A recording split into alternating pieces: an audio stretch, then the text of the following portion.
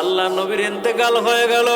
আল্লাহ নবীর দাফন কাফন কইরা সাহাবায়ে কেরাম পাগল ভরা হইয়া দৌড়ায়। হযরত বেলাল রাদিয়াল্লাহু আনহুর কান্না কেউ থামাইতে পারে না। আমার ক্ষুধা লাগলে কার চেহারার দিকে তাকাবো?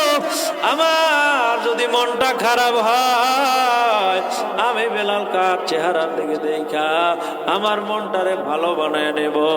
বেলাল রাদিয়াল্লাহু আনহু কান্দে আর মদিনার জমিনে দৌড়ায়। আবু বকর ডাক দিয়ে বলে, বেলাল, নবী দুনিয়ায় বাঁচবে না, এটাই স্বাভাবিক, তুমি পাগল পারা হইয়া যাইও না। যাও মসজিদে আজান দাও, মুসল্লিরা নামাজে আসবে। বেলাল বলে, আমি আজান দিতে পারবো না, এই জন্য কারণ আমার নবী আর তো দুনিয়ার মধ্যে নাই। ওরে আবু বকর, আমি যদি মসজিদে আজান দে, আমার আজান শুনে মুসল্লিরা আসবে, কিন্তু আমার রহমতে আলাম আর আসবে না। অতএব আমি মসজিদে আজান দিতে পারবো না। বেলাল রাদিয়াল্লাহু আনহু মসজিদে আজান দিবে না, নিজের জামা পাগড়ি ব্যাগের মধ্যে ভইরা সিরিয়ার জমিনে রওনা করলো। আর এলাকার মধ্যে থাকবে না, কারণ এলাকার মধ্যে আগে আজান দিলে নবী নামাজে আসতো। বেলাল নবীর যায় নামাজ মোবারক লাইসা দিত, আল্লাহ নবীর জুতাগুলো সোজা করে দিত। আজকে নবী দুনিয়ায় নাই, বেলাল আর এই জমিনের মধ্যে থাকবে না। আবু বকর ডাক দিয়ে কয়, বেলাল, তুমি যদি আজান না দাও, আমাদের মনে আর মানবে না। বেলাল কয়, আবু বকর, তোমাদের ভালোবাসা আমার ভালোবাসা এক না। আল্লাহ নবী যখন ইন্তেকাল করছে, আমি সব হারাইয়া ফেলাইছি। আমি আর এই মদিনার জমিনে থাকবো না, আমি চলে যাব সিরিয়ার জমিনে। বেলাল নিজের জুব্বা পাগড়ি ব্যাগের মধ্যে লইয়া হেঁটে হেঁটে 15 দিন বৈশা সিরিয়া চলিয়া যায়। আমার নবীর রওজার পাশেও আসে না, নবীর রওজাও জিয়ারত করে না। হযরত আবু বকর রাদিয়াল্লাহু আনহু নবীর রওজার পাশে যাইয়া কান্নাকাটি করে, জিয়ারত করে। ওমর, ওসমান, আলী রাদিয়াল্লাহু আনহু যাইয়া জিয়ারত করে, কান্নাকাটি করে। বেলাল 6টা মাস পর্যন্ত মদিনায় আসে না, আমার নবী বেলালকে দেখা দেওয়ার জন্য। আর রওজায় থাকতে পারে না। নবী আমার স্বপ্ন যোগে বেলালের বাড়ি চলে গেছে। আমার নবী বেলালের বাড়ি যাইয়া বেলালের বিছানার পাশে বইসা ডাক দিয়ে বলে, বেলাল, তুমি আমার সাথে কেন মনে জুলুম করলা? কি জুলুম আমার সাথে শুরু করলা রে বেলাল? আমার মনে কি মায়া লাগে না?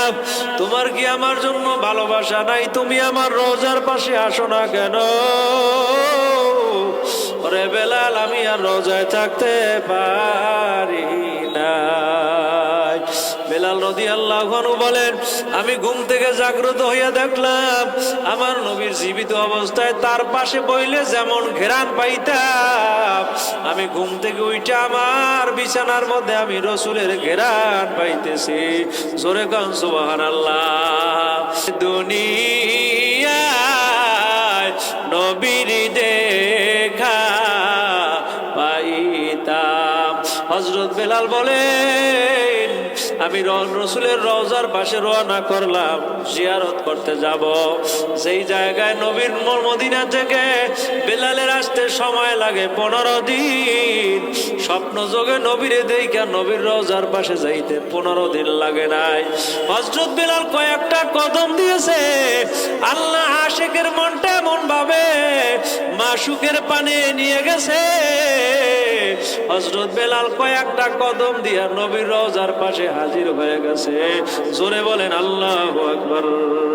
ওরে মুসলমান ইমানদার, মুসলমানের তাকবীরের আওয়াজ আসতে বলে হবে না, কারণ মুসলমান দুনিয়াতে আসছে, ডান কানে আজান দেওয়া হয়েছে আল্লাহু আকবারের তাকবীরের ধ্বনি।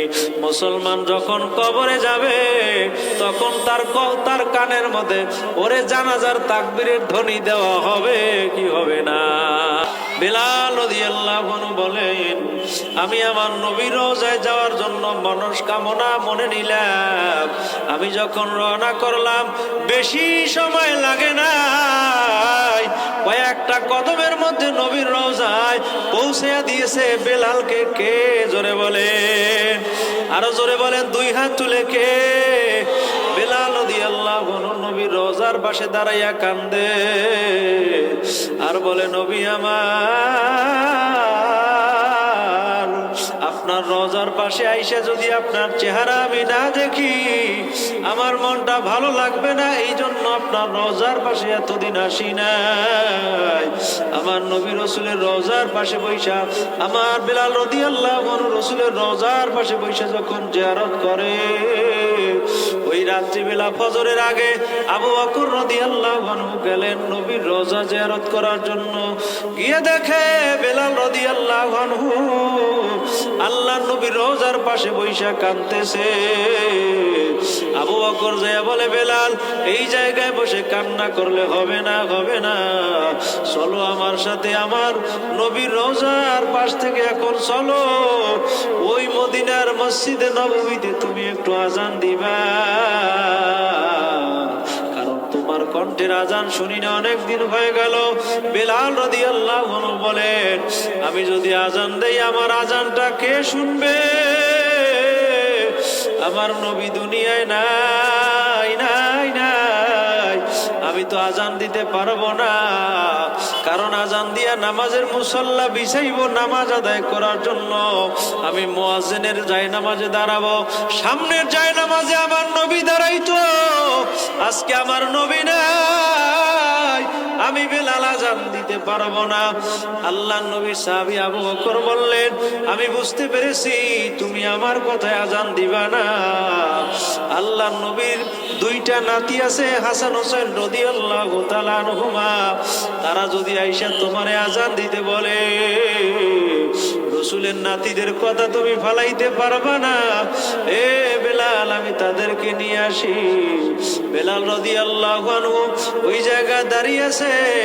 আবু বকর যাইয়া ফাতেমা রাদিয়াল্লাহু আনহার কাছ থেকে হাসান হোসেনকে নিয়া বেলালের সামনে দাঁড় করাইয়া দেয়।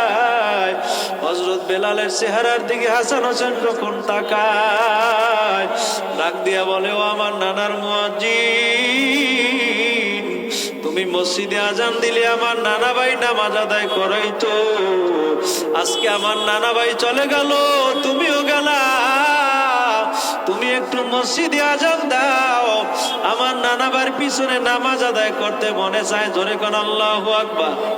ওরে মুসলমান, নবী এমন দেশে চলে গেল আর জীবনে আসবে না, আসবে না। বেলাল যদি আজান দেয় আল্লাহ নবী তো আর নামাজে আসতে পারবে না।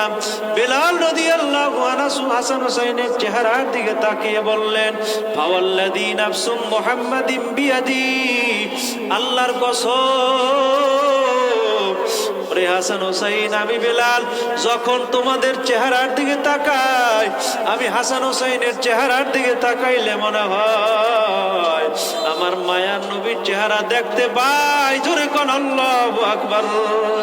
ফাওয়াল্লাযী নাফসু মুহাম্মাদিন বিয়াদি, হাসান হোসেনকে দেখতে নবীর চেহারার মতো মনে হইতো। হযরত বেলাল আজানের জন্য দাঁড়িয়ে গেল হাসান হোসেনের কথা রক্ষা করার জন্য। হাসান হোসেন রাদিয়াল্লাহু আনহুমার কথা রক্ষা করার জন্য মসজিদের মিনারায় দাঁড়াইয়া আল্লাহু আকবার বলে আজান দেয়। বেলালের আজানের ধ্বনিটা আল্লাহর আরশ পর্যন্ত চলে যায়। জোরে কোন সুবহানাল্লাহ। হযরত বেলালের আজানের ধ্বনি শুই না ওই এলাকার ছোট্ট ছোট্ট বাচ্চাগুলো আসছে বেলালকে দেখার জন্য। বেলাল যখন আজান দিছে আমার নবী নামাজ আদায় করাবে। বেলাল যখন আজান দিছে মুরব্বী সাহাবীরা ঘর থেকে বের হয়ে আসতেছে, আল্লাহ নবীর পিছনে নামাজ আদায় করবে। কারণ নবী দুনিয়ায় নাই, তাদের মনে নাই, বেলালের আজান শুনে সব ভুলে গেছে।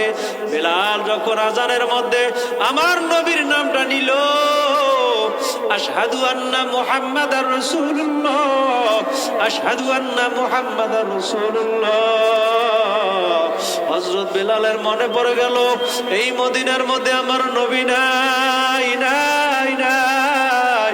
আল্লাহর নবী যে রওজা পাকে শায়িত, আমি আজান দিলেই তো আমার নবী জায়নামাজের দিকে তাকায়া দেখবো, আমার নবী অনুপস্থিত।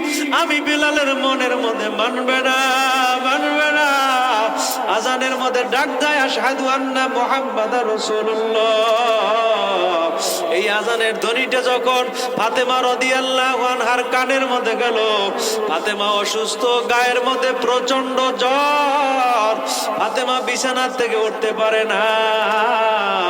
বেলালের আজানের ধ্বনি শুই না ফাতেমা রাদিয়াল্লাহু আনহা মনে মনে ভাবে, আজকে বেলাল আজান দিছে আমার আব্বু নামাজ আদায় করাইয়া, আমি ফাতেমারে মনে হয় দেখার জন্য আসবে। ঠিক বেলাল আজান দিল, আজানের মধ্যে নবীর নামটা নিল।